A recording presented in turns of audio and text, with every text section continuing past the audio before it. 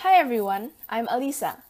I'm going to read Pen the Brave Pegasus, written by Arleen and illustrated by Franceeen, from the book Kumpulan Dongeng Binatang 2, published by Bhuana Ilmu Populer. Pen the Brave Pegasus. A long time ago, there was a young Pegasus named Pen. Since Pen was small, he wanted to be a soldier, but it was not possible. You see, at that time, you have to be a dragon to be a soldier. All dragons became soldiers because they were big and strong and they could breathe fire. And all the Pegasi, on the other hand, always did things related to transportation. Pen's father was the one pulling the king's carriage. It was a prestigious job and he was hoping that Pen would do the same thing when he grew up. But Pen was determined.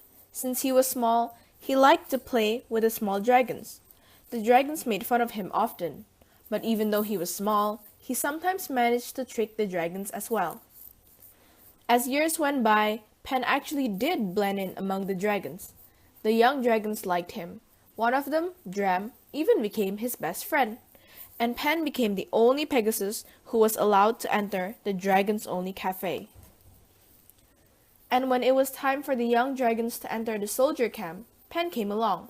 Fortunately, the dragon who was in charge of registration was a very old dragon who was almost always sleeping, so Pen got in.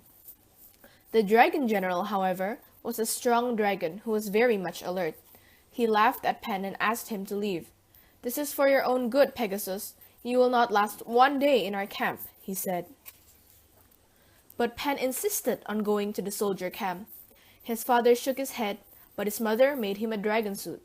The next day, he posed as Dram's younger brother and came to the camp. "Ask your brother to come again when he's no longer a baby. Dram, I'm not a babysitter," said the general. "But sir, I can't wait to serve the kingdom. Please let me start. I promise I will do anything that the big dragons do," said Pen. The general finally relented. So Pen started his training as a soldier. He got wounded and was sent home many times, and each time the general was sure that he would not see Pen again the next day. But Pen always came back. And halfway through the training, the general did see that Pen was different. He flew faster and made less noise than the other bigger dragons, and he never breathed fire. He was a smart dragon. He knew that Pen was a Pegasus beneath the suit, but he decided not to expose him. One unfortunate day, when the royalties were having picnic, they were ambushed by trolls, and even though the dragon guards fought hard, the trolls managed to kidnap the princess. Later on, they sent a message requesting a big ransom payment, which was 5 years' worth of harvest. The king looked at the message and decided that it would hurt his people's well-being and also hurt the kingdom's honor if they succumbed to their request. He decided to attack the trolls, even if it means they might lose the princess. "The kingdom's honor is above my daughter's life," he said sadly. The dragon general was to prepare the attack immediately, but he knew that the king loved his daughter so much, so he tried to think of something else. When he saw Pen, he got an idea. He called Pen to his office. "I know your secret," he said. Pen was shocked.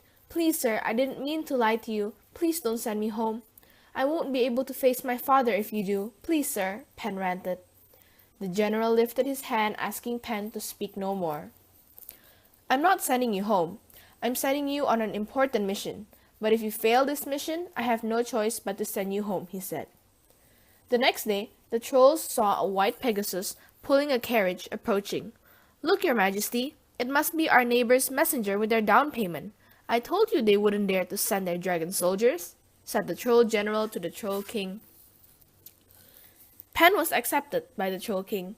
Pen then surrendered what was to be the first installment of the ransom payment, and he informed the king that he would leave immediately and would come back with the next payment. The troll king smiled widely.